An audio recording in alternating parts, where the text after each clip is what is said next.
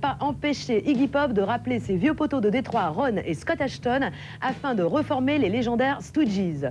Comme si ça ne suffisait pas, le Super Pop vient aussi de sortir un nouvel album, Naughty Little Doggy, petit chien coquin en français, rempli de puissantes réflexions rock sur la vie envisagée du point de vue d'un pénis, celui d'Iggy évidemment. Rock Express était bien entendu un peu là il y a quelques jours lorsqu'Iggy a donné un show surprise au Gibus parisien. Par la même occasion, le pop nous a parlé à cœur ouvert de son nouvel album, de la reformation des Stooges, de la chanson que Kurt Cobain aurait écrite pour lui et de savoir si Courtney Love est oui ou non métable. Plus respecté que jamais, mais toujours marginal au fond, Iggy Pop déménage et sur Rock Express encore plus que d'habitude. The insider scuttlebutt that I got was the Stooges will never be in the Rock and Roll Hall of Fame. But Iggy, if you're good, if you're a good boy and play your cards right, then in the year like 2003, when I've had my 25 years, then we'll think about you, you know?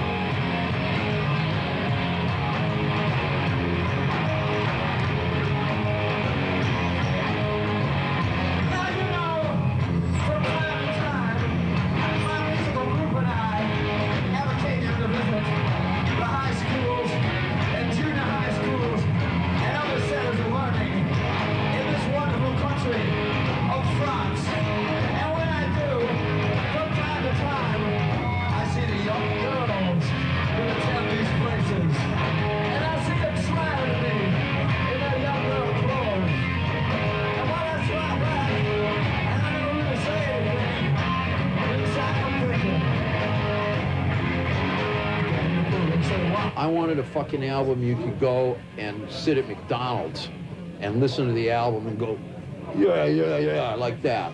Like, you know, bleh, gobble it down and go, yeah, and then go run around and just do whatever you wanted to do, feeling better. Every day before I went in to record, I took one CD with me, and it was the James Brown Star Time set.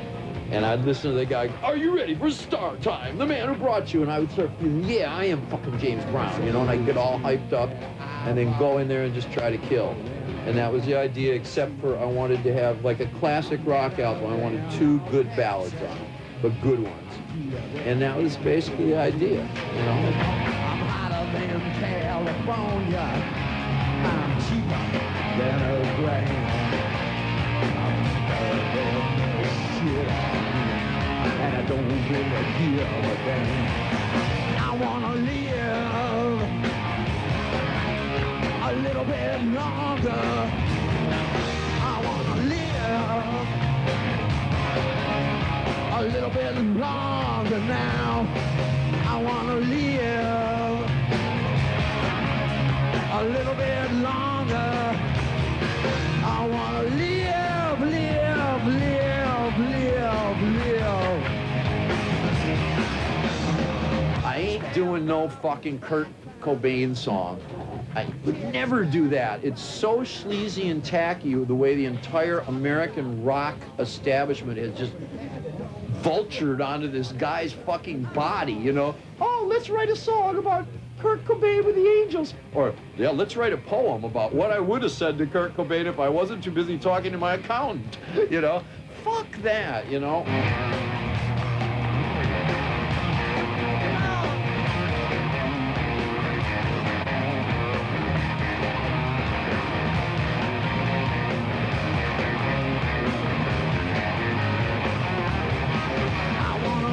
He called me up one night, and I wasn't home. He left a message on my service and said, you know, this is Kurt. Listen, let's get into the studio and jam and play, right? And I called him back, but whenever I called him back, he was sleeping. Or they'd say, like, well, Mr. Cobain has put his bed in the hallway or something, you know what I mean? It was like that. I called him twice, you know? And that was enough, because I wasn't going to be like certain people who like fax him, you know, well, I faxed you, you know, what I think, here's a poetic idea of mine that I'd like to really just glom on your youth and suck it out of you. I didn't feel that way. Enter Courtney. Ta-da! And Courtney said, like, you know, I went to see a Lemonheads gig and I met Courtney there. And I liked Courtney, and she said, well, Kurt wrote a song for you and it's real hitty and everything, and I want to give it to you, you know? So I said, great, send me the tape, I'll listen to it. And then she was on MTV, suddenly it was, well, there's a Kurt song and I might give it to Iggy, or I might give it to, you know, it's like the fucking Merry Widow here, you know? And I wasn't interested at that point, you know? So, I mean, you know, and she's fine, I really liked her, I mean, I'd fuck her. Down on the street where the faces shine, floating around on a real old mine. I see a pretty thing, ain't no wall. I see a pretty thing, ain't no wall. No wall, no wall, no wall, no wall.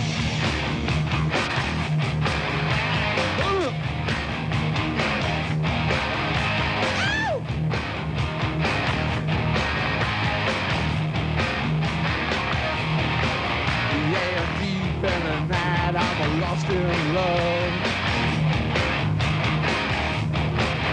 Yeah, I'm deep in the night, I'm lost in love. 1,000 lights, I look at you. 1,000 lights, I look at you. At you. At you, whoa, at you, at you, at you, whoa, baby, at you. The two things that made me think about doing is, one, Scott Ashton. You know, I taught this guy to drum when he was 14 years old.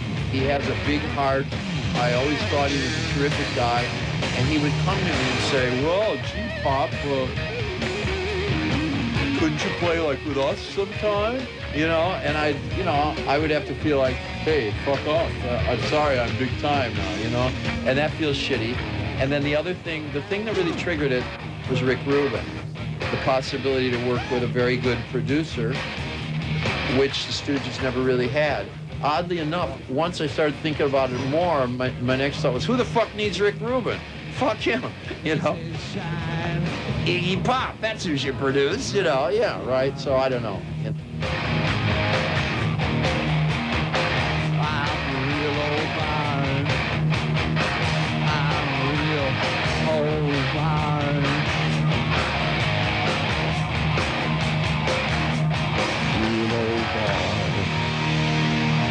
But I was always the boss in that band anyway.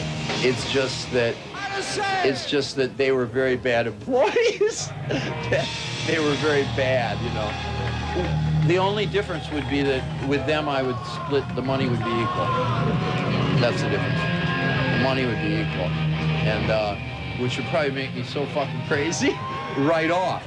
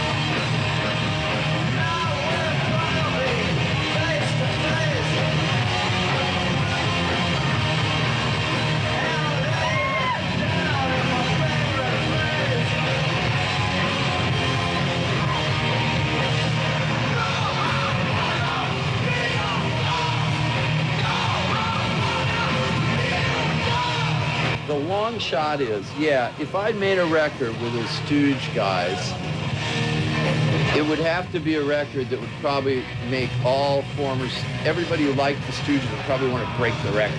That would be the idea. What? This isn't the Stooges. This doesn't sound like fucking no fun. Where's the boom, boom, boom, boom, boom? You know, it'd have to be a fucked up scream from the hell that they're living in. Yeah, you know what I mean? You know, like that. That's what I would go for. I would try to get a really fucked up record.